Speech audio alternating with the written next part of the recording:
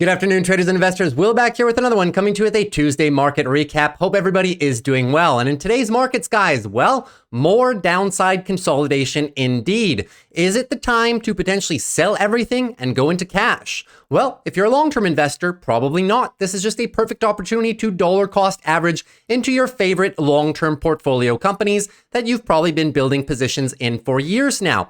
However, if you are a short-term swing trader, the directional bias is definitely to the downside currently, as we are now well below our major areas of support on the daily and on the weekly timeframes as well. So your longer form consolidation appears definitely to be underway.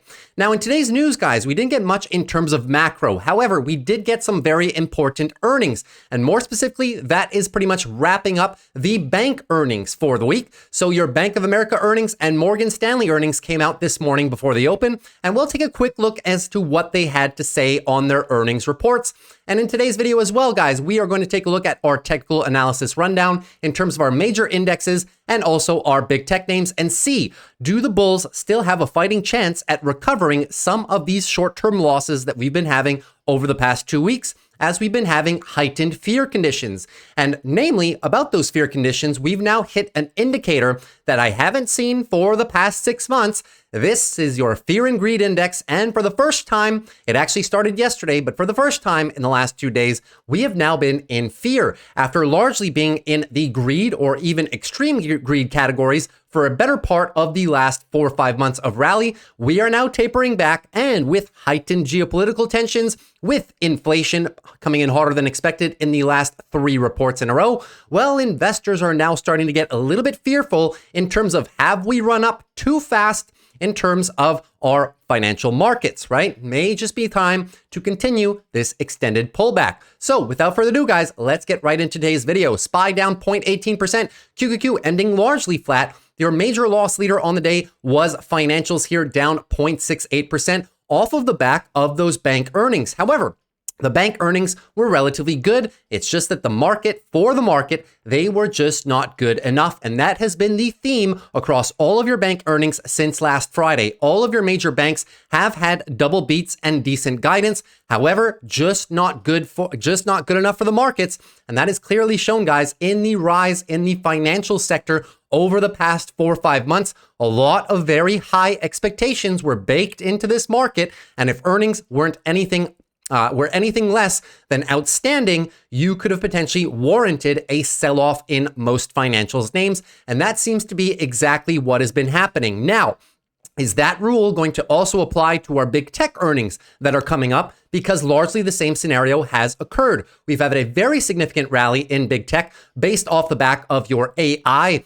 news for the pretty much past 4 or 5 months. Now, if earnings are anything other than outstanding beats, is the market going to potentially take them negatively in the wrong way and send us into extended consolidation? QQQ has been one of your last standing bulls in this market. Financials, clear weekly consolidation. Healthcare, clear weekly consolidation, even a weekly downtrend at this point. The 2 major sectors that are still holding up the markets from a deeper correction right now are your QQQ bulls, and namely amongst those technology bulls, it is your semiconductor industry, which is still holding a tightening range at the top. So one thing's for sure, guys, if we get extended sell-offs in our large tech names after their earnings, and if semiconductors choose to go on their version of monthly consolidation, well, that is when most of your drops in the SPY will indeed happen. We're not there yet, but just some food for thought, right? So in terms of your heat map, guys, the heat map today wasn't the best in terms of market breadth, right? You can see that only a few names were responsible for most of your gains in the market. Healthcare, in terms of healthcare, UNH had some very good earnings, and being a large weight in the healthcare sector, they actually contributed to this sector not being too red on the day. They ended pretty much flat. But for the most part, everything else was to the downside. Bottom half of the market not participating as well. Financials down indeed as well. The only real green portions in the market were, once again, semiconductors holding up their own, and the large tech names did not drop too much, despite most of your large 5 tech names right here ending red for the day, except for pretty much your Microsoft. In terms of the one-day relative, you can see this expressed even better in terms of how much we sold off across the market, right? Real estate and utilities really not liking the day today. That is largely a byproduct of your 20-year and 10-year yields once again having a up day. Today for the day, up 1% again on your yields on the 20-year, and once again on the 10-year yield as well, spiking higher here, another 1.37% to the upside. Well on their way, guys, on this weekly uptrend, and really trying to get back to our peaks up here. I did not think that yields were going to come back to our speculative peaks of last October, but one thing's for sure, your most recent 3 hotter than expected inflation reports definitely did not help for that. So before we get into more technical analysis, guys, let's go over some of your bank earnings, and we're going to start it off with a big one. It's going to be Bank of America. Not going to spend too much time over this, just go over the news article, not going to break down the fundamental valuation. What I want to do over the course of this weekend is do one longer form video that will really attack most of your large financial names. So we'll be going over probably 5 or 6 different financial names in the market over the course of that video. And I'll break down the valuations for each one and compare them amongst each other. So that will be this weekend. Now, in terms of your bank earnings, right? So we're taking a look at Bank of America. Bank of America actually down 3.53% on the day, despite having a very good beat. And this is a common theme. We've seen it as early as JP Morgan last week, and every one of your major banks that has beaten so far is suffering the same fate, just met with sell-offs at the open. So Bank of America beating here 9.10% to the upside and 1.3% to the upside here in terms of revenue. The 9.10 was your EPS beat, so very decent beat for them. Let's take a look at some of the headlines for Bank of America. Bank of America tops estimates on better than expected interest income and investment banking. Now, investment banking divisions and trading divisions for the banks have been the divisions of all of your major earnings so far that have been outperforming, and this was no different for Bank of America. So let's take a look here, guys. Now, Bank of America on Tuesday reported first quarter earnings that topped analyst estimates for profit and revenue on better than expected interest income and investment banking. Now, the bank said profit fell 18%. This is in relation to 1 year ago, the Q1 that they had 1 year ago, to 6.67 billion. Right? Revenue slipped 1.6 to 25.98 billion. So they beat in terms of the expectations of this quarter. However, looking back on a year-over-year quarterly basis, they did have a couple little bit of slumps right here. However, it was not all bad. Net interest income, the difference between what the company earns from loans and investments and what it pays customers for their deposits, was 14.19 billion, topping the street estimate. So coming in better than expected on net interest income. This has been a point of contention over the past week in terms of our bank earnings. So it's nice to see that Bank of America is really going against the grain, because most of your other large banks did come in underwhelming in terms of net interest income. So it's nice to see that Bank of America actually did have a beat there.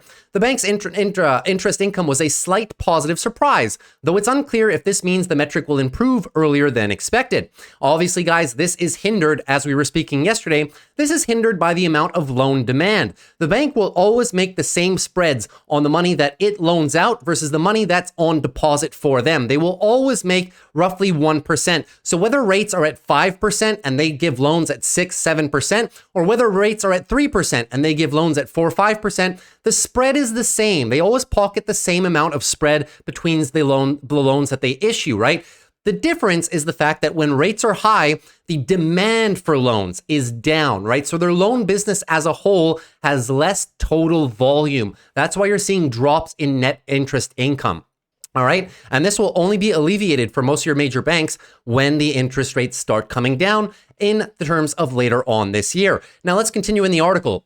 Here is what David Wagner had to say about this. I was unimpressed with deposits and loans being flat. The only areas that Bank of America did well was where other banks have shown strength, namely investment banking division, wealth management division, and their internal trading division, right? The bank's own trading desk, not necessarily retail traders like you and I. Now, net interest income has been declining in recent quarters as funding costs have climbed along with the rise in interest rates, as we talked about yesterday. Bank of America's share decline Tuesday has more to do with the rise in the 10-year Treasury yield than first quarter results. Shares of many banks have been yoked to yields in the past year, as rising yields means some bond and loan holdings decline in value.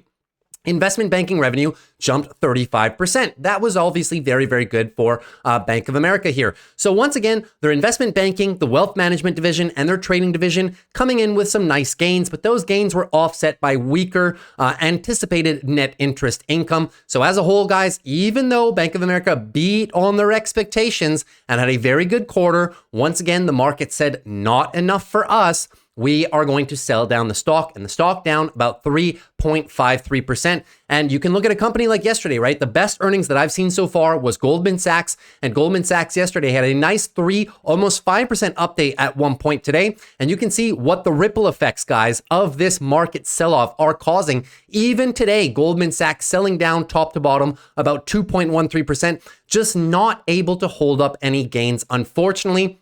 And the theme holds true. Every single bank that's reported last week is currently significantly lower than when they reported earnings. Take a look at JP Morgan. They're still down as well. Take a look at Citigroup. Citigroup reported decent earnings. They're down as well. One that's holding up better than the rest is Wells Fargo. But you can see here, most of all their earnings gain has now been taken back by the markets. And now we have another one, Bank of America, reporting decent earnings, but the market selling off. Too much timidness in the markets currently to bid up these stock prices. Now let's take a look at number 2. Number 2 is going to be Morgan Stanley.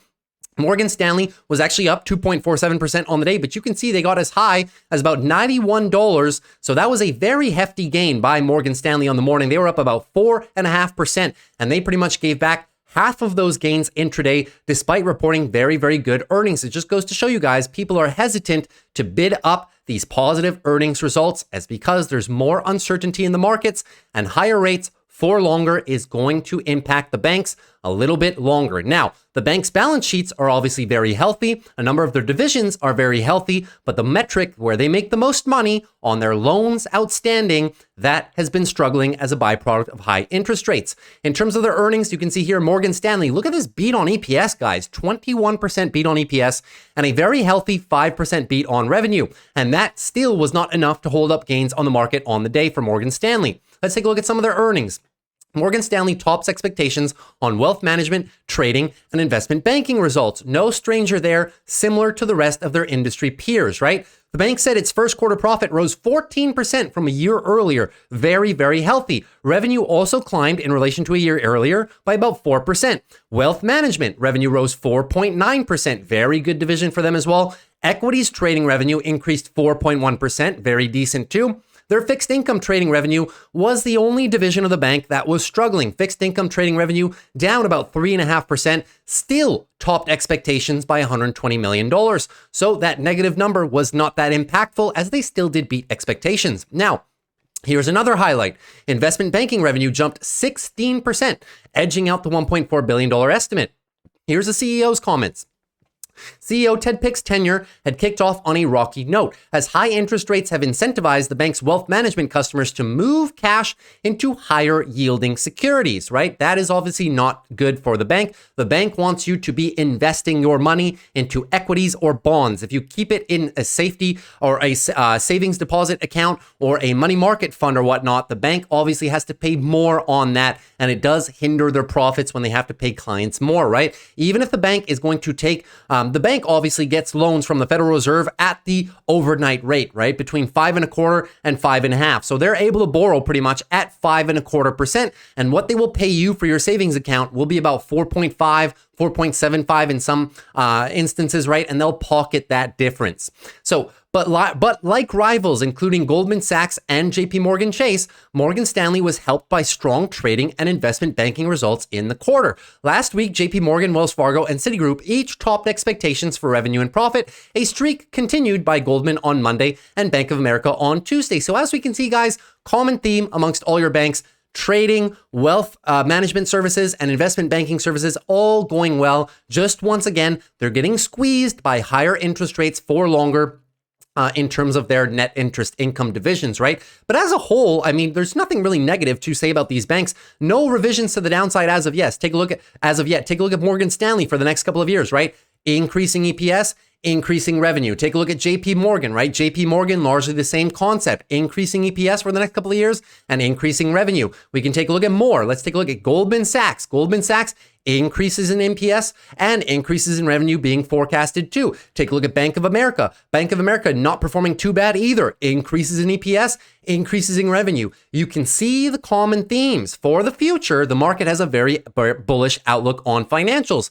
But in the short term, we're kind of fighting an uphill battle, guys. We're swimming against the stream right now. We have lost a number of levels, most importantly in your SPY, in your QQQ division as well, right? SPY losing a key level and now looking very bearish. NASDAQ losing a key level, going to use it as resistance, looking very bearish as well. And financials have jumped the gun and just waterfall drop on financials now after 4 or 5 months of significant rallies, the market refusing to bid these companies higher, despite the fact that their future outlooks are very good. It just goes to show you guys that this is going to be, in my opinion, the period of extended consolidation that we have been talking about since March on the channel. The red flags have been mounting.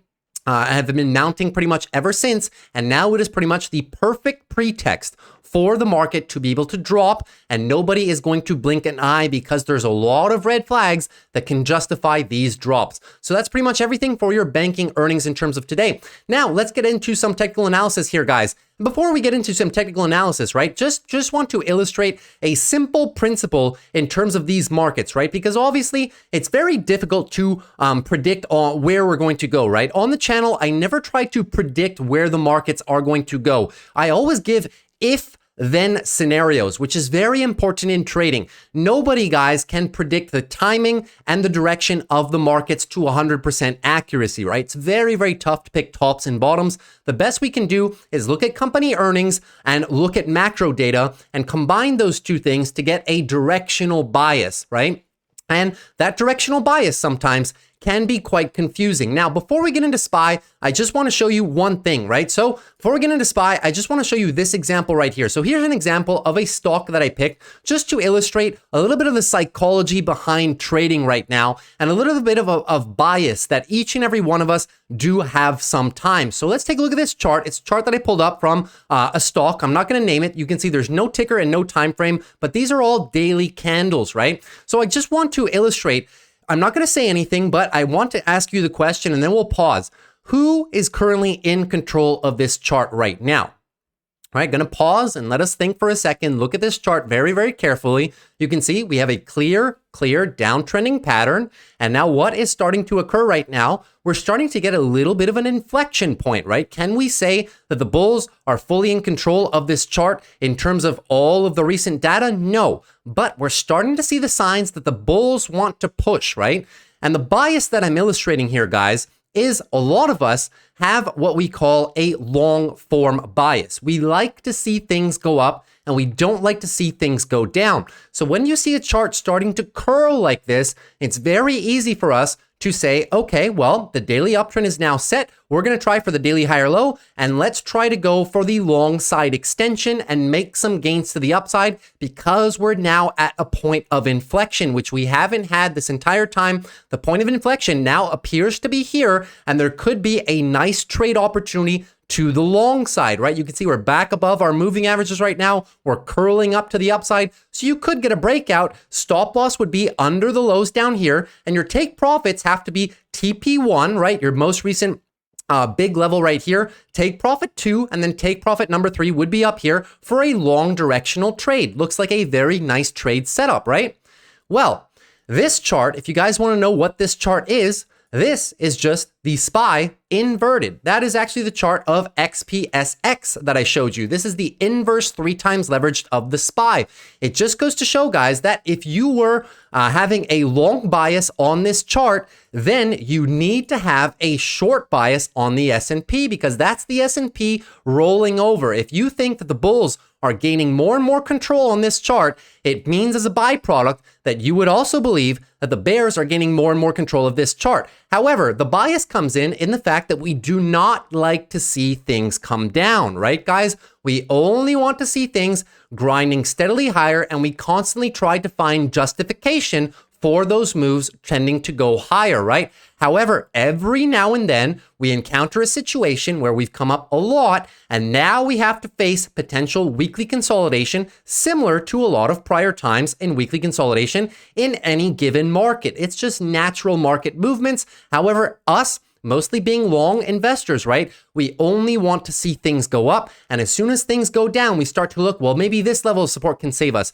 Maybe this level of support can save us. Maybe tech earnings can save us. Maybe Jerome Powell can save us. Well, guys, sometimes it's just as simple as just allowing the markets to set monthly consolidation, come back down to previous levels, set the monthly higher lows, let all the fear come out of the market, let all the short-term catalysts come out of the market. And then when we have more certainty, that is when you usually see the markets come in for a very steady rebound and all the data will line up. So hopefully that example was good. So this example ties in to exactly what we're going to get into right now, which is the technicals on SPY. And you will see, guys, that most of all the evidence does point to bearishness, and I'll try to illustrate as best as I can with as many examples as I can. So in terms of your SPY, we are currently in a daily downtrend right now. Any single bounce to the upside, just going to be looking for a lower high into lower low because we are in a daily downtrend. The one time that we can reverse this is if we get such a powerful engulfing move, and that is going to be required to watch the size of the bounce. If we start bouncing from tomorrow, how high does the bounce get? And I'll remind you, the guide for that is your hourly trend change. If we get the hourly trend change, you need to watch, when do we lose it? As soon as we lose it, you then measure, okay, on the daily, how high has that hourly move got us? Has it given us a 50% retracement of this leg of selling? Has it given us a 62%, a 78%? The higher we get, the better probabilities that the bulls have to reverse this back into a daily uptrend. However, right now, the bias is short as a whole, guys. We have lost major support levels. We've lost the 50 AMA. We've lost these two short-term moving averages as well, the 12 and 26, and we're now below the trend line, right? And a lot of our major sectors, that's SPY, but you'll see when we break down the components of SPY, there's a lot of them that are already ahead in terms of their bearish consolidation. So as a whole, guys, we've now lost the higher lows on SPY in terms of the weekly as well. So your weekly uptrend is lost, which leads us to believe that monthly consolidation is underway. Now, I'm expecting waterfall drop like this. Absolutely not. Could just be a series of choppiness, right? Could end up negative. Then if big tech earnings are positive next week, we may get our weekly rebound. Then Jerome Powell comes out the first week of May. If Jerome Powell drops the hammer on us and says, you know what? 2 inflation reports weren't that bad, but 3 hotter than expected inflation reports in a row, we might be reconsidering rate cuts as a whole towards the end of the year. And if he's overall bearish when answering reporters, well, then we may get our next weekly leg of sell down, and that may continue until all of the fears are alleviated from the market. The recession fears, the jobs market fears, the economy running too hot fears, inflation running too hot fears, higher for longer, Israel, Iran, all of these things at the same time eventually will be alleviated, and only then will larger players feel the need to support these markets and start bidding up prices a lot higher. For now, seems to be a sentiment of consolidation and a sentiment of take profits and wait. That is the sentiment I'm getting from the markets right now. As a whole, though, guys, you can see clear loss of all the levels. Daily bears in full control. When the bounce happens, we'll measure the size of the bounce and see if the bulls have a chance. But as of now, looking very directionally bearish. Now, moving on to QQQ. And just to recap, guys, I'm not overall bearish, right? The bulls are in full control of this market. We are in a very nice bull market right now, just expecting the monthly higher lows for further monthly uptrend later on in the year. Now, moving on to QQQ. QQQ also largely the same, right? QQQ in the context of this pretty big daily downtrend right now, once again, flushing to lower lows. And now we have to deal with overhead supply. So take a look at the NASDAQ futures chart. It's a bit more clean. It's the same thing, right? This is just the futures chart, so there's no breaks, no gaps.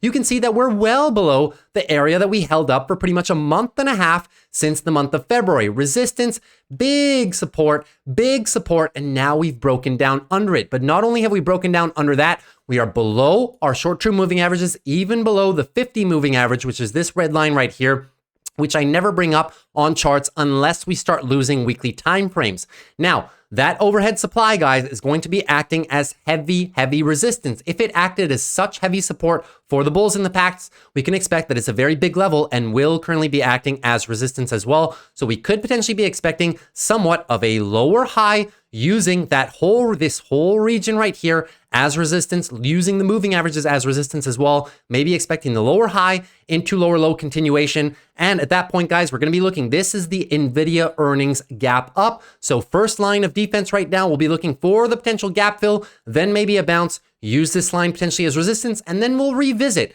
depending on how solid the move down is, whether or not the bears have a chance of flushing this even further, or whether or not the bulls can potentially put back a counterattack move. But as of now, guys, no positive catalysts much before later on in the week. ASML earnings tomorrow for semiconductors, and TSMC and Netflix on Thursday. So we will see if the bulls can mount a somewhat of a rally here into the end of the week, and we'll see, can we get back above here? But if we look here and then fail, looks like we're getting further downside consolidation. We do already have a loss of the weekly trend change. We'll see how this week closes. But as of now, weekly downtrend is firmly in motion, which leads us to believe that monthly consolidation is once again underway. Now, moving on to XLF financials. So XLF financials, simply a waterfall drop, right? At this point, we're getting into daily oversold conditions right now. You can see that best on the weekly as well, just 3 weeks of selling right away. MACD crossing to the bearish side. That was the same thing for pretty much QQQ. MACD cross on the weekly, bearish, and on the SPY as well. MACD cross looking quite bearish right now. So as a whole, guys, XLF is one of your lead bears in this market right now. XLF and XLV, two of the largest components in SPY, are now your lead bears. It remains to be seen, is QQQ going to join them in some form of extended weekly consolidation, right? Or are they going to be able to be the shining light amongst all of the negativity and hold up these markets? That we need to see. The big tech earnings that start on Thursday with Netflix, and then next week we have all of big tech reporting as well.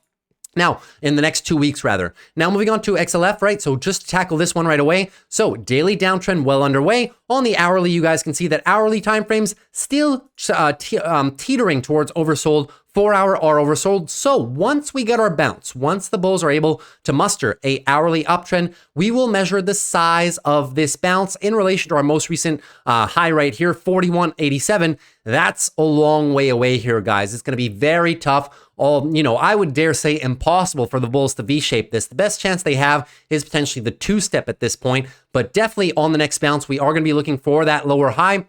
And then we will see, have the bulls put in enough space to potentially get a daily trend change underway, or are we just going to roll over lower and lower? At this point, guys, a lot of overhead resistance. Got to be honest with ourselves. Overhead moving averages are resistance on the daily, and on the weekly, this whole previous area of the all-time highs, which we slightly broke above, now we're below, that will also be acting as your short-term resistance. So if we do come into that area, definitely looking like a much definitely looking like the bears can get some continuation here to the downside. Just going to be looking at these lows. Whenever this move down stops, we need to watch the size of the bounce. Crucial for us, guys.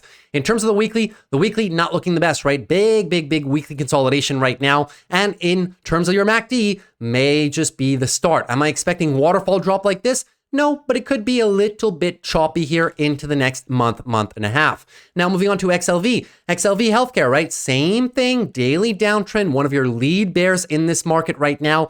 Big drop. So as soon as we get a bounce underway, you can see the bulls are trying down here to put us somewhat of a fight. If we can get that hourly trend change, we then measure how high can the bounce get in relation to our most recent lower high, 143.40. If the hourly bounce is too weak before we roll it over, then we're looking for further follow through. However, if the bounce is very strong and we're able to recapture, anywhere between 50, 62, even 78% of the move, those levels would be 141, 141.50, and 142. If we can get into this pocket right here, then the bulls stand a good chance at potentially mustering a daily uptrend shift and really taking some of this pressure off of this weekly sell-off. And at that point, guys, this weekly sell-off is so big. On the weekly, we would just maybe be looking for lower high and then look to see, depending on the size of that daily trend, right? Will the bulls have enough space to be able to save this and reset the weekly uptrend later on in the month of May, perhaps? Or will we just be looking for lower low continuation,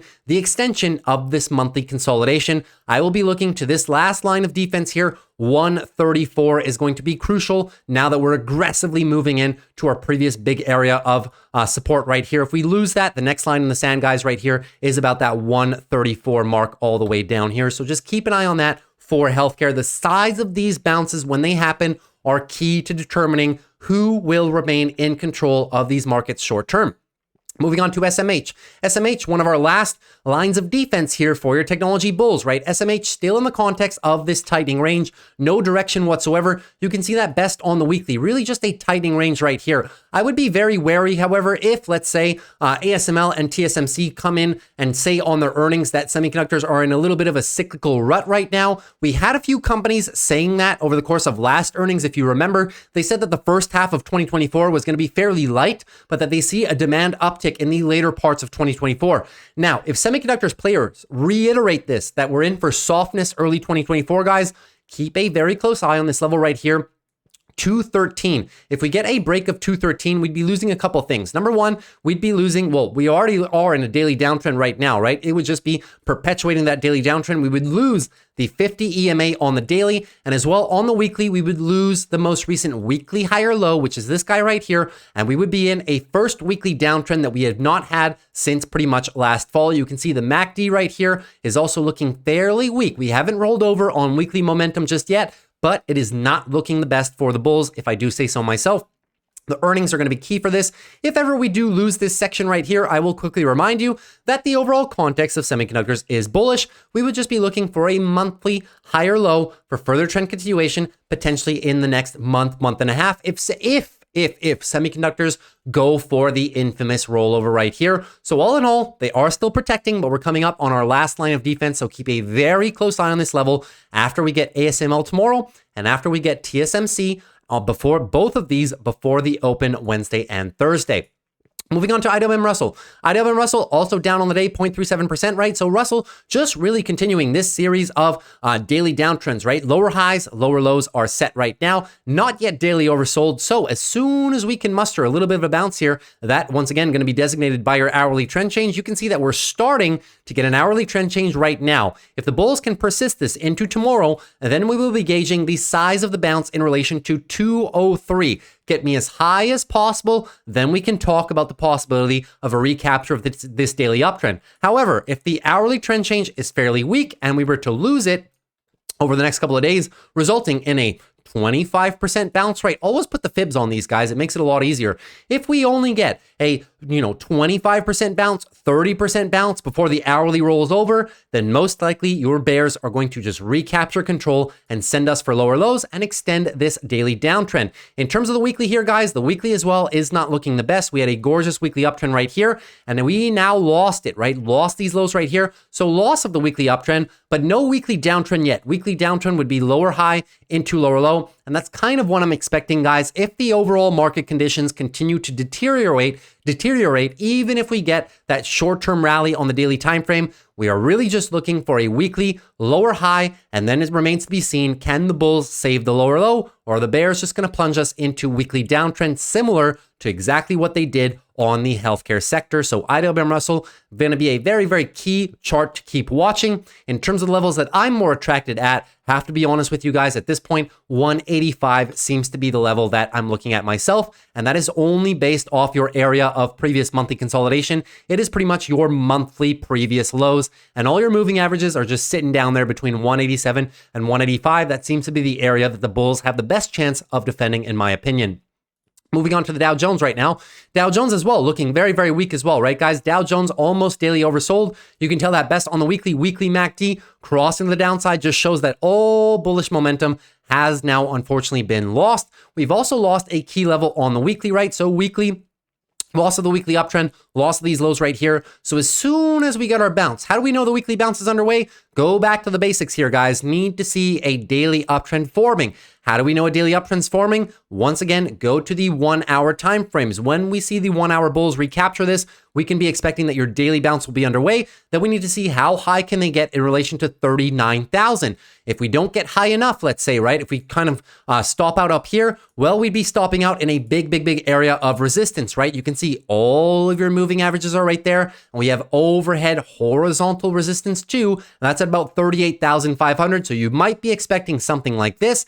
Tap it, and then we will see, can the bulls save the lower lows? That would be a decent bounce. If we were to get up to that yellow line, that would be a 62% bounce. It gives the bulls a chance to potentially reset this into a daily uptrend. And if we do get that daily uptrend, then we'll be looking on the weekly, how much of this weekly move down can we recapture to set the bulls up to recapture the weekly uptrend? So all of these things have to be monitored closely over the next coming weeks, guys. But as of now, your bears are in full short-term control. We are now in monthly consolidation, in my opinion, as well. And the lowest that we can possibly get is your previous all-time high sitting down here. We're talking about 36,800 down to about 35,500. Fairly wide range, but just still looking for that monthly higher low for further trend continuation once all of this fear exits the markets. Now, moving on to our big tech names. So starting off with Apple. So Apple, unfortunately, as we were saying, guys, right? If the markets don't cooperate, don't expect Apple to hold up these gains that they had last week. That's why I was very nervous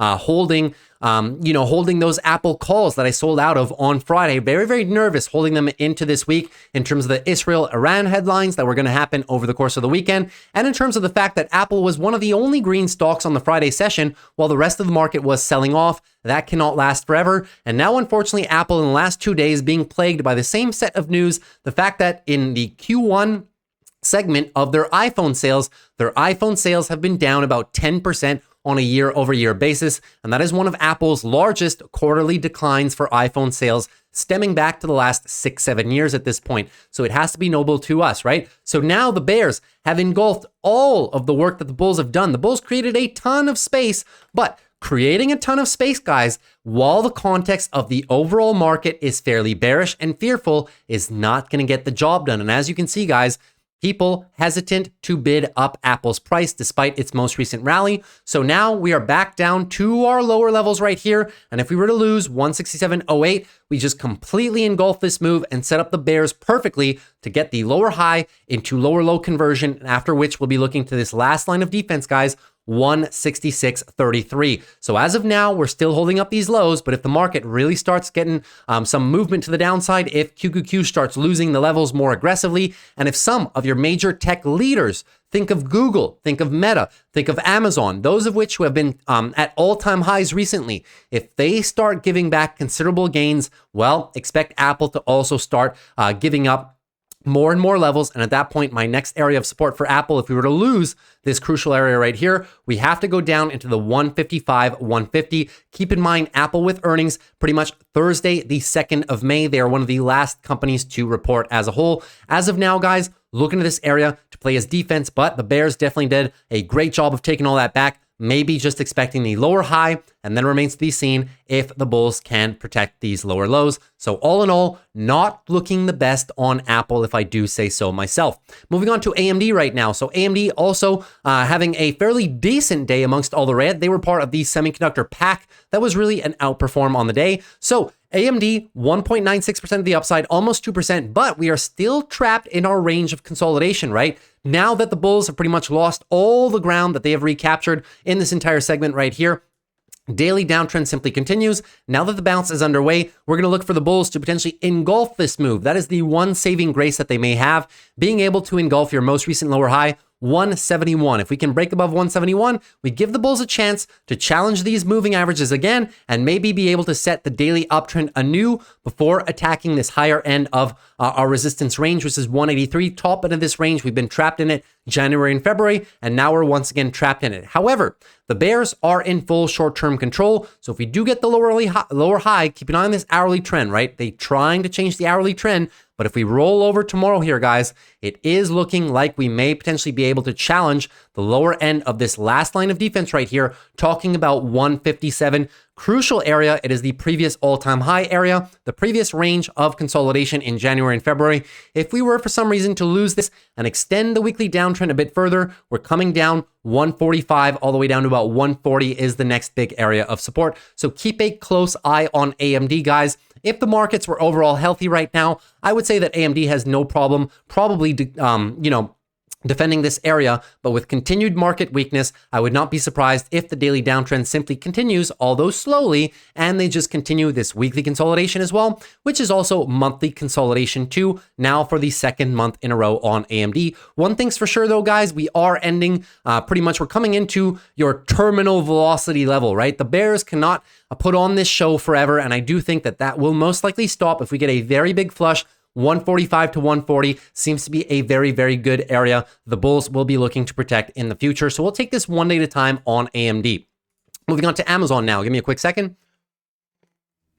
So moving on to our Amazon stock, right? Amazon down about 0.16%. And now Amazon coming dangerously close to losing our lows. That's what we're looking out for. Amazon, guys, is one of your lead bulls. If we lose this low right here, 182.68, if we lose that, we end up in daily consolidation. It sets up the bulls, it sets up the bears rather, to set the daily lower high into lower low, and then we'll be challenging a very crucial level, which is your weekly level, guys. It's a level that the bulls took a long time to struggle with back in 2020 and 2021. That is going to be our next line of defense. If ever we head into some weekly consolidation, we'd be looking for a weekly higher low. Anything above 171.25, still looking for the weekly higher low. And that 178 crucial line, very, very big support, very nice moving average confluence as well, right? So we'll be looking for that. Their earnings coming up 2 Thursdays from now. So going to be very, very interesting to see what Amazon reports. I think that they should have an outstanding quarter, but like I was saying in yesterday's video, even if they do have an outstanding quarter, guys, we may get a nice gap up, but if the markets don't cooperate, we may just get a little bit of sell down after that gap up happens. Still though, Amazon, as of now, one of your lead bulls, still in control of these moving averages as well, and have not lost the daily uptrend. They are one of the last remaining names, guys, them and the next one, to not have lost the daily uptrend. So we'll take this chart one day at a time, still looking strong. But if one of your lead bulls starts rolling over, guys, the QQQs are going to start plunging a bit more. Moving on to Google now. So Google as well, one of your lead bulls. Why are they the lead bulls? Because we have not lost the daily uptrend. Still in the context of a daily uptrend, still hunting right now for the daily higher low. Anything above 151, looking for that daily higher low for potential trend continuation, right? But Google cannot do it on its own, just as Amazon cannot do it on its own as well. If the overall market keeps giving us days where most of the market is red, you will see that big tech cannot hold it up forever. Eventually, they too will consolidate. So Google, what do we be looking out for in terms of bearishness? If we start taking back too much of this move, it opens up the door for lower high into lower low, and that would just be for weekly consolidation on Google, anything above 131.88. Obviously, just looking for your weekly higher low for further trend continuation later on in the year. Google with earnings coming up Thursday, 25th of April, so next Thursday as well. Next week going to be a very, very big week. And Google, pretty much same principle, right? If Google has outstanding outperformance, we may get a gap up, but if the rest of the market just is not cooperating, guys, we may be selling off those gains as quickly as we've made them, just as an overall market context, right? And obviously, if Google's earnings are somewhat underwhelming, well, then we may be looking to retest some of these lower levels, talking about the 145, 146. That's the gap area right here, still providing us a great opportunity to set the weekly higher lows for further trend continuation. Those would also be looking to set your monthly higher lows as well, as Google has created a ton of space. Now that we're back above our big area of congestion of prior all-time highs, that's where I think the bleeding will stop. 145 down to 140 is probably the lowest point that we can end up in this sell-off cycle. And that would be at most from the highs to there, a sell-off of between 10 to 15%, which is standard with what we got last October. Last October was about 11, 12% sell-off, right? Top to bottom. Now let's move on to Meta. Meta, another one of our prior lead bulls. However, Meta has done something that Amazon and Google has not. Meta is now in a daily downtrend, right? So it has to be notable to us. We're in a daily downtrend and we're coming up once again to our big level of support. That's between 489 and 477. Why is that so important, guys?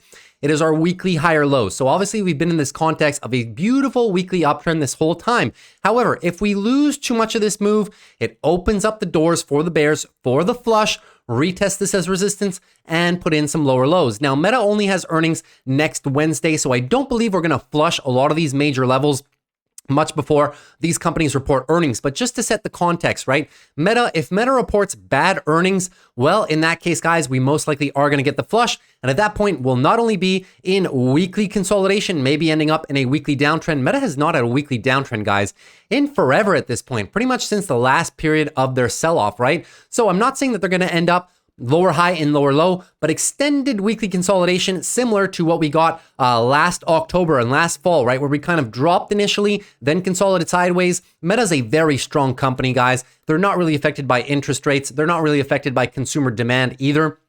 So in terms of that, guys, I do expect Meta to hold up better than most companies in these market conditions, but it will be notable to us if we head into that weekly consolidation, it would be a great opportunity for Meta to set some monthly higher lows as well, and maybe just continue this later on in the year. I'm looking for 450, 440 is my sweet spot for Meta, potentially after their earnings, right? So we'll keep a close eye on that. Meta still overall bullish. The daily downtrend is bearish right now. Keep an eye for this, but weekly still looking good, right? Haven't lost the major levels, similar to Amazon and Google. Amazon and Google a bit stronger because we haven't lost the daily timeframes just yet. Meta has, but all three of those companies are still your lead bulls in this market. Along with the next one as well, Microsoft as well has been one of your lead bulls. They've held up gains better than most over the past few weeks, but Microsoft also now coming down into its prior range area, right? So Microsoft used to be above our range of consolidation. We have now in the last 2 days pulled back into it, and that was one of our concerns. We had a very nice weekly breakout, weekly bull flag, potentially looking for the higher low for a weekly trend continuation to the upside. However, we did not get that. What did we get? We got a look above and now break back down below. It just goes to show that not many people are willing to bid this stock up to all-time highs prior to your earnings report that comes out next Thursday as well. So what can we expect until next Thursday? I really do expect price action to be fairly muted here, guys. So if we continue dipping into this range, set the lower high into lower low, that would be a daily downtrend heading into our earnings. However, we do have a lot of price action as support down here in the lower levels, right?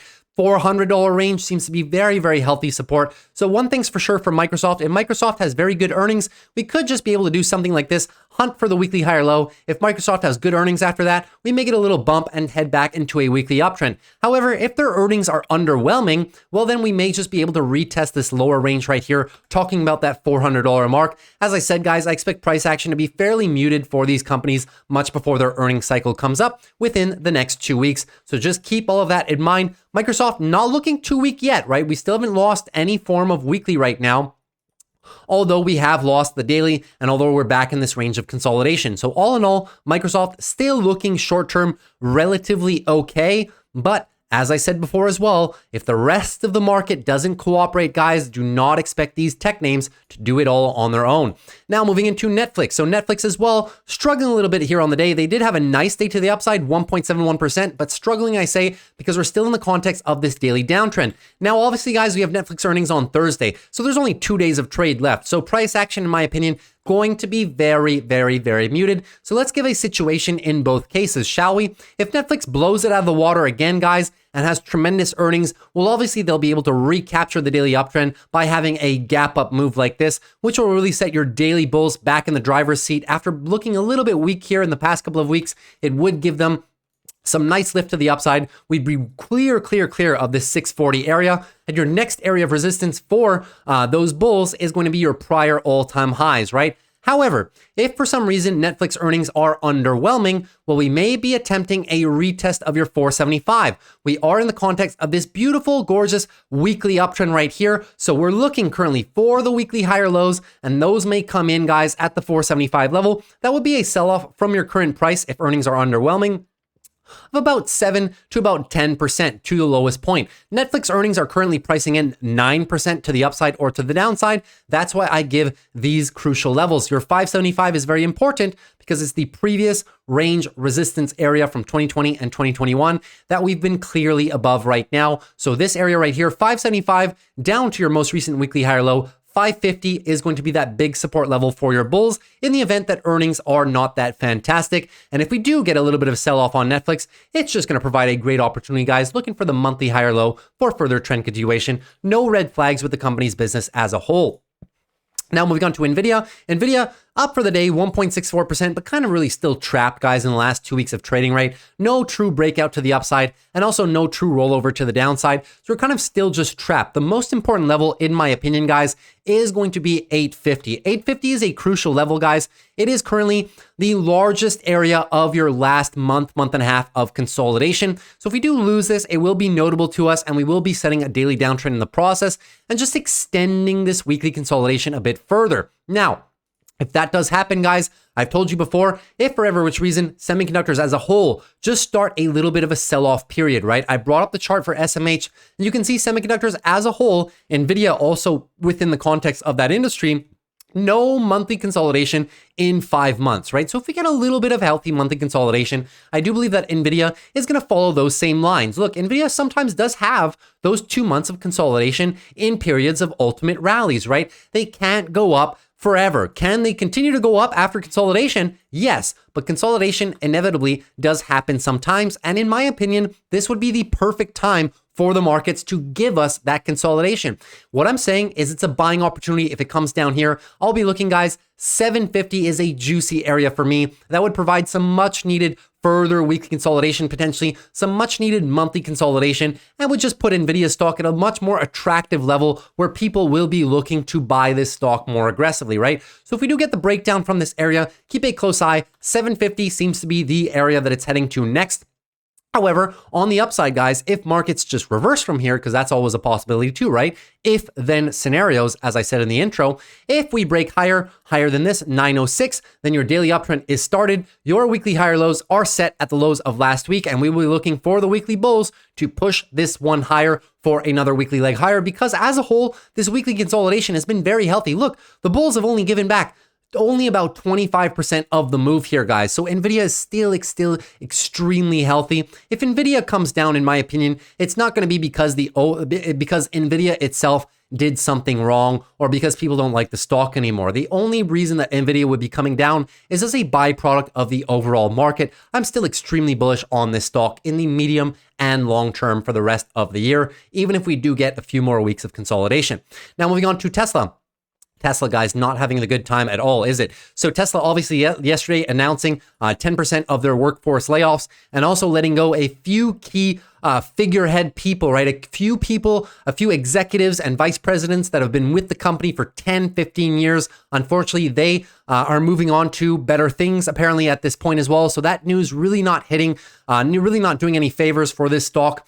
And earnings are coming up, guys, next Tuesday as well. So in my opinion, price action will be fairly muted unless Tesla once again comes out with negative news like yesterday before their earnings. I do think price action will be a bit muted. Now, in terms of price action, guys, we are in the context of this daily downtrend right now, and obviously in the context of this extended weekly downtrend that we've been stuck in now for a better part of the last 6 months at this point, right? So no secret there. Where we have to look out for, guys, is the 152 level. If we lose the 152, our next big area of support comes to these guys right here, all the way back from 2020. And that would be roughly in the $130 range to the lower end. So just keep that in mind, guys. The bears are in control of every aspect of this chart, and Tesla, being an extremely cyclical industry, has not been performing well with higher interest rates, right? It's been a demand problem for the company, but I've said this many times on the channel, guys. It's not a Tesla problem. It's an overall auto industry problem. So I really don't have anything against this stock. As a matter of fact, I still own a number of long-term shares in this company. It's just right now, not a very good period in time for them. So really coming up to these bottoms. You know, this can go either way, guys. If earnings are positive, we'll be looking, can the bulls recapture enough of this move with positive earnings to give themselves a chance at resetting the daily uptrend? But if earnings are negative here, guys, if we trickle up before earnings and get the earnings flush, it's not going to be pretty. And what I wanted to see before earnings was the bulls mount a little bit of a rally back up to 190, because at least then, if we're up to 190 and we get bad earnings, at least we have a heck of a cushion. We have about a 15, 17% cushion between us and the lows in the event of a earnings flush. But now we're at the lows, so that flush could be very, very mean if it does happen. I would be very, very careful, guys, playing earnings on this company. I'm not going to play earnings before. I'm not going to play anything on Tesla before earnings. I really need to wait and see. And trust me, I will be listening to every single word that is going to be said on the conference call at 5 p.m. after they report their earnings, whether or not the earnings are good, whether or not the earnings are bad. I need to hear the future guidance for the year for the company and how they forecast being able to remedy their current demand problem. Now moving on to Palantir. Palantir, not looking the worst, right? Only flat on the day. We did dive down into my 2150 range. So now we're really coming into the pocket of support that I like for the bulls, right? Obviously, guys, we are in this overall context of an extended daily downtrend right now, and also in the context of this extended weekly downtrend as well, which has led us to be in monthly consolidation. All of that healthy, right? Very healthy monthly consolidation. We've been targeting this area right here, 2150 down to about $19. This should be the area where the bulls are going to be putting up the best amount of support. Now, what do we need to see the bulls if you want to see an end to this extended daily downtrend, what do the bulls need to do? Well, eventually on one of these legs down, we're going to need to put in an engulfing move, which gives us the chance at resetting the daily uptrend. So far, that has not happened. So keep a close eye when we recapture the hourly uptrend. When that happens, how long does it last and how high do we get with that hourly uptrend before the hourly rolls over? When the hourly rolls over, your daily move higher is finished. And then we look, have we gained enough space to give ourselves a chance at resetting this into a daily uptrend? As of now, the bears are still in control. We have a number of overhead resistance. This yellow line right here, $23, and all of our moving averages are above us as resistance right now. And we're still not daily oversold, which leads me to believe that this daily consolidation can continue until we either hit daily oversold conditions, right, off of a big move down. That is most likely going to continue. Usually only when we hit oversold conditions do we get a little bit of a hefty engulfing bounce, and it gives the bulls a chance, reset the daily uptrend, and then we can start attacking this weekly chart as well to try and reverse that. All that being said, I'm a very, very big bull in this lower area for Palantir, talking about this 2150 down to 19. Obviously, guys, we're going to want to get as close as possible, $20 to $19 as we can. Palantir with earnings pretty much Monday, the 6th of May. So still about, roughly about 3 weeks away at this point. So don't expect earnings to save them. If the market brings Palantir down into this level, this is where I really want to play Palantir, guys, the lower 19 level. All in all, not looking bad, just still in extended consolidation. And now lastly, PayPal. PayPal holding up roughly flat on the day, down 0.13%, right? But now something has occurred on PayPal, which we cannot no longer ignore, right? So daily downtrend currently has clearly been set by PayPal right now. We're coming down into our big area of support, $63 down to $61. Very unfortunate for PayPal because PayPal was manifesting all of the great characteristics of a technical breakout, right? We were finally above our higher end of this downtrending channel. We finally broke above that in a distinct way. We were also clearly above this green line right here, which is your 200-day moving average, which we had not been above since 2021 at that point. So all the signs were there. And then unfortunately, the markets just decided to roll over. So PayPal obviously not able to do it on its own. PayPal just coming down as a byproduct of the overall markets. So daily downtrend is set on PayPal, which leads us into just further weekly consolidation. Keep an eye on this weekly consolidation here, guys. Really don't want to give back more than your $61 level, because if that happens, guys, we'll be giving back too much of this move, right? Let's put the fibs on it just to show you guys the example, right? If we take back all the way back to 61, it would be a take back of roughly 70%. And if you take back 70%, guys, it becomes excessively difficult for the bulls to then V-shape this chart back up. If anything, they have a chance at two-stepping this, but the two-step process, especially on the weekly, is quite a lengthy process. Usually to reverse a weekly period of consolidation, when the bears take back too much, it will sometimes take 3, 4, 5 weeks to do it. So very unfortunate for PayPal, too little, too late. However, it's not all lost for the bulls. I'm just giving eventual worst case scenario in which we come into, monthly consolidation on the indexes, right? Well, this area is going to be a challenge for the bears to break, but it is going to be the area that I will be looking to maybe play some swing trades on PayPal. If we come back down, $60 is the area that I'll be looking for that eventual recapture at a later point later on in the year. PayPal obviously aggressively hit by interest rates higher for longer. It is a very, it's a nature of the business in which they're in, right? They're just kind of affected by interest rates. They're one of those interest rate sensitive categories, just like EVs, just like your financials names, right? PayPal just not immune to it. So we'll keep a very close eye. So far, don't have daily oversold conditions. So really just expecting off of any bounce, lower high, and then potentially we'll be attacking this larger form area of support, 63 down to 61. So that is pretty much everything that I had for you guys today, right? So I hope you guys enjoyed the video. I apologize if I sounded a little bearish here today. We just have to realize, guys, all of the red flags that are currently occurring. We're losing major supports. We've lost daily uptrends. We're now into weekly consolidation, and we've lost weekly levels, right? SPY losing its weekly support, curling on the MACD. QQQ, same thing. Loss of clear weekly support. You can see it best on the NASDAQ futures, right? Big loss of a crucial level under your moving averages. And now we're rolling over on the MACD. And the bears already have control of financials. MACD rolling over as well. Huge weekly consolidation, right? Obviously, daily downtrend well underway. XLV financials, same thing, loss of all your major moving averages, loss of the weekly timeframes as a whole, weekly downtrend, MACD clearly rolling over, right? The only thing that's saving us, guys, is semiconductors and your big tech lead bulls. Those are the only things, right? So we have to recognize those red flags. A few of our bear theses are now underway. Inflation will uptrend. That is now happening. 3 months in a row is an uptrend, right? This is when I was talking about potentially wanting to de-risk the entire portfolio, right? But the one thing that led me to get back in the markets was Jerome Powell's speech right here. We were talking about selling out, and as a matter of fact, I did sell most of my holdings right here. Jerome Powell said, you know what? 2 inflation reports aren't a problem. It's fine. Just going to be a bumpy road down to 2%. But now 3 hotter than expected inflation reports in a row, not looking the best, right? 3 is a trend, and he will have to address that. And now we have clear loss of your weekly levels as well, which we did not have back here. So now all of these things, right? Inflation will uptrend. We're getting it. Fewer rate cuts and pushing rate cuts further on the timeline. We have now got that as well. What we haven't had is banks will default on commercial real estate. Jobs at a decline, not yet. A key economic decline, not yet. But greed leads to technical sell-off. That we definitely have had, guys, right? Fear from greed to a month ago to fear. And that's exactly where we were back here, still in greed. Now we're back into fear. So the bear thesis coming more and more alive every single day. We have to notice the red flags here, guys, right?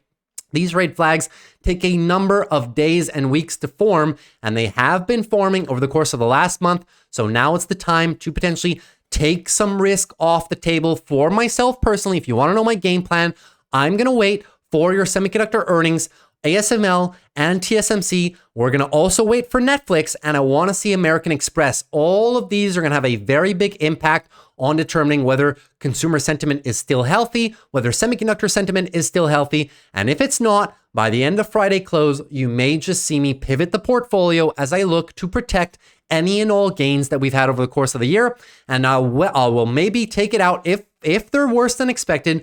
I will maybe just take the risk off the table, go mostly into cash in my trading portfolio. The long-term share portfolio, I'm not touching. I'm not selling. If anything, we're going to buy the dips on those, just DCA into positions that I've been holding since 2014, 2015, 2016, guys. No reason to sell just yet, right? But on a short-term swing trading account, there is no reason, guys, if you have the risk of an extended period of drawdown like this, there's no reason to take the risk here, guys, even on my Apple shares, right? Why would I want to protect my Apple shares up here if I can just wait on the sidelines and maybe even get them a bit cheaper, right? That is what I'm looking to do. We're not fearful of these markets. I'm not selling anything because I expect a huge market crash and a recession. No, we're selling them now to protect gains, to get in at better levels once most of this fear has been alleviated. And you'll see I'll switch my strategy a little bit. If we get out of running the wheel strategy for mostly, I'll still be running the wheel, but I'll be very, very conservative with it. But what I might start including a bit more is a strategy that I was running last October, and you'll see me do a lot more day trades and futures trades as well. So that's just a bit of the pivot that I'm potentially looking to make in light of the fact that more and more red flags are mounting for this potential correction. Now, there's obviously a case and point in which we are completely wrong, right? The markets may just roar after earnings, and Jerome Powell on May 1st may be extremely bullish, and we may just be able to reverse all of the damage that's been done. However, if you ask me percentage base which way I'm leaning 70% that we are going into healthy monthly consolidation, right? A little bit of a sell-off as we saw last October, as we saw in all prior markets here, guys, 2020, 21, there were a number of these, 2018, 2019, a number of these, 15, 16, a number of these normal market movements, right? So that is pretty much case in point in what we're trying to do. I'm leaning 70% that we are going to get this correction in the markets, and 30% that tech earnings still can save the day. Okay, so that's just how I'm leaning. I will get, I'll be able to lean more one way or another once I get these big industry leaders reporting earnings for semiconductors, and once we get a glimpse at our tech earnings as well, and a bit of our credit card issuers to show us how healthy is consumer debt right now, and is consumer spending still healthy as well, right? So hopefully this video was helpful for you guys. Hopefully I didn't sound too bearish. I always try to stay as neutral as possible, and I always try to just give you my thoughts, guys. I just want to be honest with you guys, right? In terms of how I'm personally feeling about the markets and how can we be best positioned to take advantage of the next move that's coming in these markets. It's obviously very difficult to predict the exact tops and the exact bottoms of these things, but if we can get the best gauge of current sentiment and where we're heading over the next 5 to 6 weeks, I think that's the best thing for us to do, is just accept the data for what it is. And coming into that example that I showed, guys, right?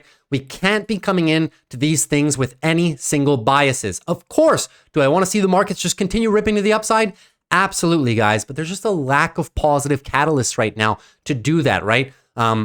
In terms of your inflation reads, in terms of obviously the Israel and Iran situation that's going on right now, that can be alleviated too, right? And big tech earnings can come in and obviously save the day. But overall market sentiment, I'm getting, especially from institution guys and the commentary that a lot of analysts are making right now, it's just seeming like we need to take a little bit of a break, a healthy break, after 4 or 5 months of juicy upside. May just be looking for April and May slight consolidation. Let's pick these lows if we do get them right here in your favorite companies, Apple, Google, Amazon, Microsoft, whatever you want. And we're going to smash those dips together and then get back in and really take this market one leg higher towards the end of the year, which in my opinion should still be quite bullish. So hopefully you guys enjoyed this video. If you did, consider dropping a like, would really appreciate it for the channel growth, and consider subscribing to the channel if you're new as well. We do these daily market recaps every Monday to Friday after the close.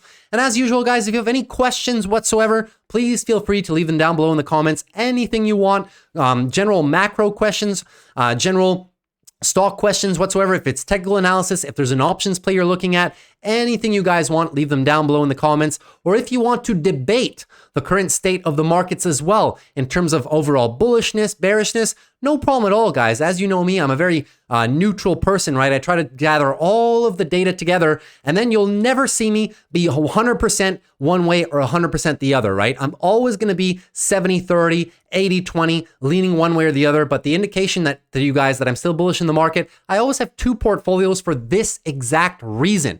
Number 1 is the long-term share portfolio. You do not touch. Stocks have a long-term long bias. The market is rigged to the upside, guys. I'll say it front and center. I worked in the industry for 5-6 years.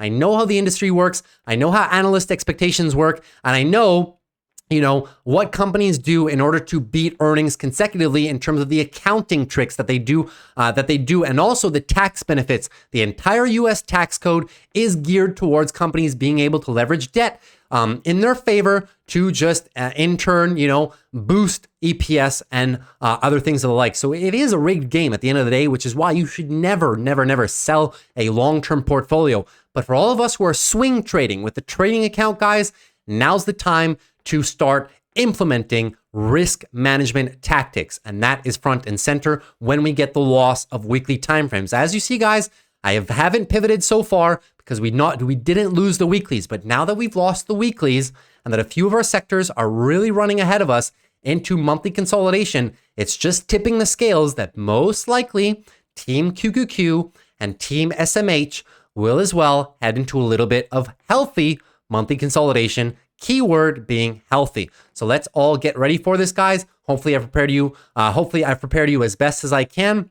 Whatever you guys choose to do is obviously of your own accord, right? I'm not here to sway you one way or the other. So please don't get that the wrong way. I'm just saying how I view the markets and what I will maybe be doing with my portfolio to try and position myself in the most risk-averse way in the light of new circumstances, right? So take care, guys. I'll see you tomorrow after the close for Wednesday. Big day tomorrow, guys. ASML. We're gonna cover that after the market close. So take care. See you tomorrow, and peace.